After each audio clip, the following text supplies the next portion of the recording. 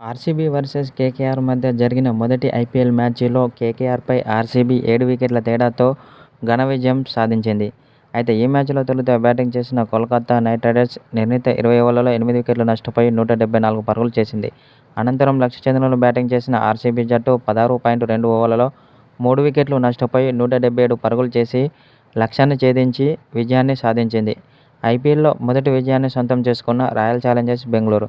అయితే ఈ మ్యాచ్లో విరాట్ కోహ్లీ, ఫిల్ సాల్ట్ చాలా అద్భుతమైన బ్యాటింగ్ చేశారని ఆర్సీబీ మాజీ ప్లేయర్ అయిన ఏబీ డివిలియర్స్ కీలక వ్యాఖ్యలు చేశాడు.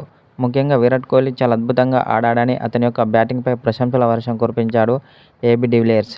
అలాగే ఆర్సీబీ ఆటగాళ్లు బ్యాటింగ్లోనూ, బౌలింగ్లోనూ, అటు ఫీల్డింగ్లోనూ చాలా అద్భుతంగా రాణించారని ఆర్సీబీ ఆటగాళ్లపై ప్రశంసల వర్షం కురిపించాడు సౌత్ ఆఫ్రికా మాజీ స్టార్ ప్లేయర్ అయిన ఏబీ డివిలియర్స్.